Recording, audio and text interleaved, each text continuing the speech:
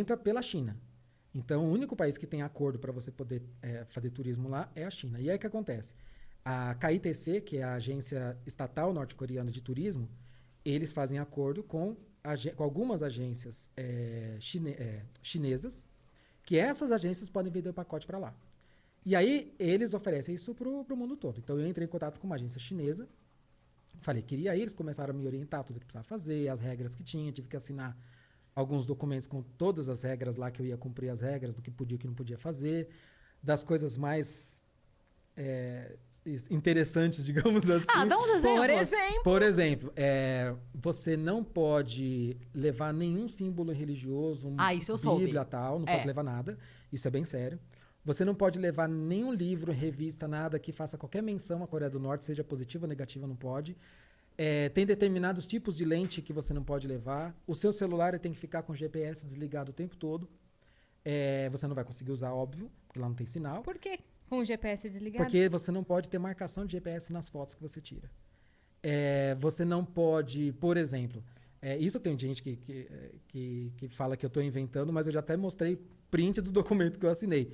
Se você pegar um jornal, por exemplo, que tem a foto lá do Kim Il-sung, do Kim Jong-il, do Kim Jong-un, você não pode dobrar o jornal em cima da foto dele, você não pode colocar uma garrafa em cima da foto. Tudo está nas regras. Você nunca pode andar sozinho, então todo lugar tem que estar com os guias. Os guias ficam no mesmo hotel. Então, você tem que pagar o hotel do guia. Ou não? Não, você fecha um pacote com tudo. Com alimentação, os passeios, hotel, tudo. Chega lá, eu posso ir com a carteira vazia. Não vou gastar com nada.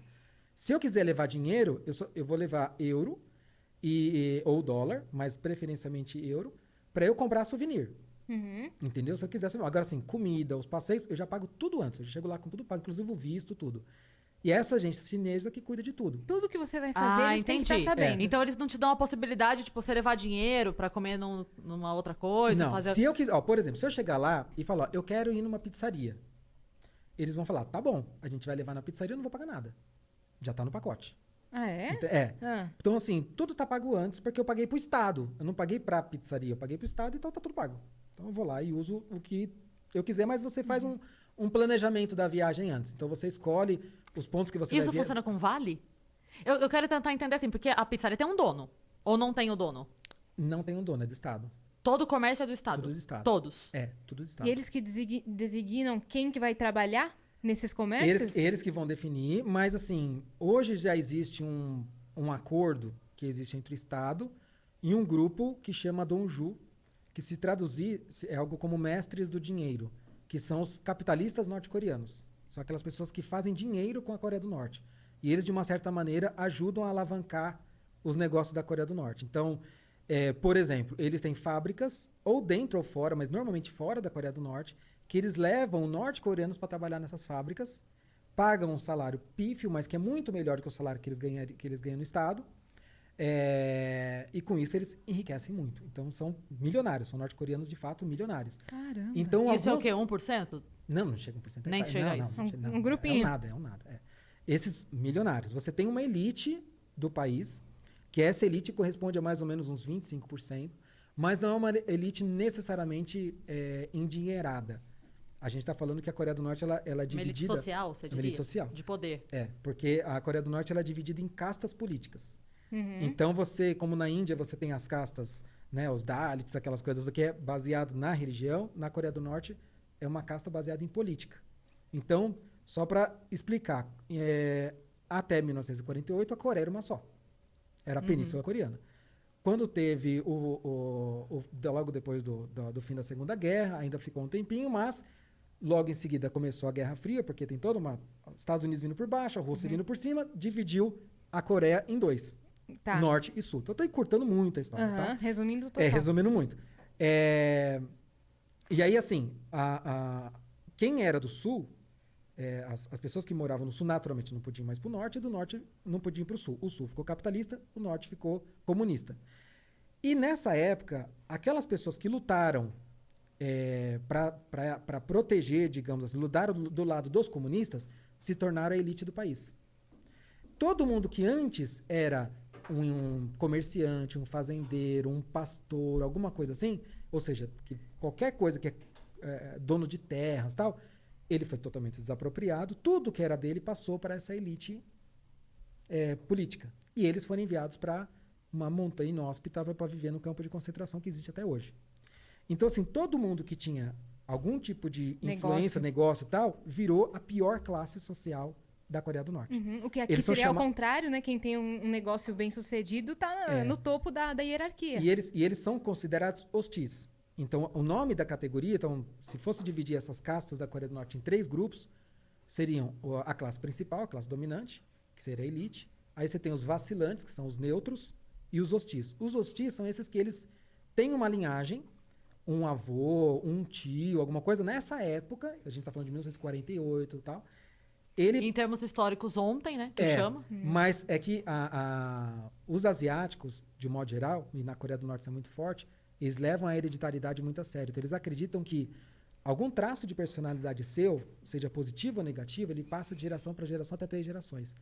Então, eles acreditam o seguinte: se você teve um vô que ele era fazendeiro, um capitalista, você tem uma inclinação capitalista. Então, você vai nascer já no campo de concentração, você tem que ficar fora da sociedade, porque você é um risco para o Estado socialista. Gente, parece uma utopia isso que ele está falando. Parece um mundo paralelo.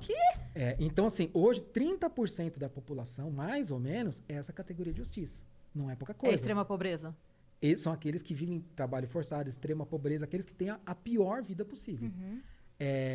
Então, esses vivem nas montanhas inóspitas, lugares muito... Então, tem... E contato zero com você. Zero, você nem viu, não. nem... Tá. Assim, é completamente fora, você não vê.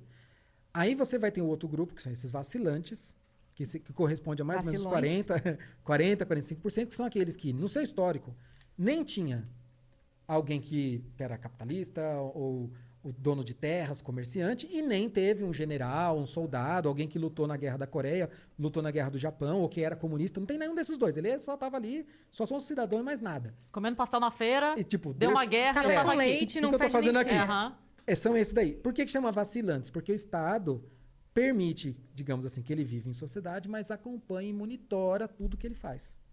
Porque ele pode dar um vacilo. Porque ele pode dar um vacilo. Ou seja, ele pode ter alguma inclinação capitalista ou, se não tão devota ao socialismo, que isso vai acender uma luzinha vermelha e a vida dele vai começar a ficar um pouquinho mais difícil.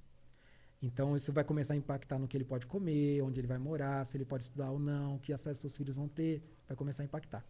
E aqueles que têm no seu histórico alguém que lutou ao lado de Kim Il-sung, por exemplo, na Guerra da Coreia, na Guerra do Japão, ou que era um comunista, tal, esses são a elite do país. Então, eles que vão poder, por exemplo, morar em Pyongyang, que é a cidade vitrine, é a capital. Capital, lá que Então, você foi. lá, na verdade, eu fui em 3 cidades lá. Mas é óbvio que só vão me levar para os lugares que eles querem Óbvio. me Não mostrar. vão te levar para o topo da montanha. Então, Pyongyang, por exemplo, 95% da população de Pyongyang é da elite. Então, assim, por quê? Porque é um privilégio morar lá. É onde você tem a melhor educação, a melhor saúde, o melhor acesso, o melhor tudo. Parques, hotéis, tudo. Lá tem parque aquático, cinemas, tem restaurantes diversos. Então, assim, é o lugar dos 5 privilegiados. estrelas ali. Aí, se um norte-coreano, por É exemplo... engraçado você pensar que o privilégio do país comunista é todos os privilégios que o capitalismo pode oferecer para eles, né? Com a diferença, né, que é o que eu costumo dizer, que assim, você num país, aqui no Brasil, por exemplo, né, isso foi uma lição que eu trouxe para mim. Aqui você pode nascer numa favela, ter uma vida terrível, péssimo acesso à educação, uma família desestruturada. Você vai poder ascender socialmente? Vai ser muito difícil. É lógico que vai ser muito difícil, sim, porque você está nascendo numa disparidade enorme, Sim. né, com Sim. pouquíssimas oportunidades. Então, vai ser muito difícil. Mas alguém te proíbe? Não. Não. É difícil, muito difícil, mas ninguém te proíbe. Ninguém vai falar, você nunca, jamais vai poder estudar em tal faculdade, ou vai poder escolher o seu emprego, ou vai poder comer carne, porque você teve um avô comunista. É diferente. Né? Então, assim, e isso foi uma das coisas que eu trouxe para mim, porque quando você sai de um país que ele tem tantas regras e que você vê uma população refém de um regime, você começa a dar valor àquilo que você tem. Você fala, o Brasil é uma bagunça, isso aqui é um pandemônio. Tem um monte de coisa errada acontecendo no governo, na Câmara, no STF, um monte de coisa errada. Mas calma, poderia ser muito pior, Sim. entendeu? Só para fazer um parênteses aqui, a gente já volta a falar da Coreia do Norte. Sabe a jornalista Cora Honey? Ela foi... sei. Quando veio o negócio do embargo dos Estados Unidos pra Cuba, um pouquinho antes desse momento aí que você resolveu ir pra Coreia do Norte, ela foi pra Cuba pra fazer, ela falou, eu quero fazer, eu quero ir, assim, pra conhecer. Então ela não reservou nada, ela foi na loucura total, diário de jornalista mesmo. E aí, eu tenho ela no Facebook, eu tava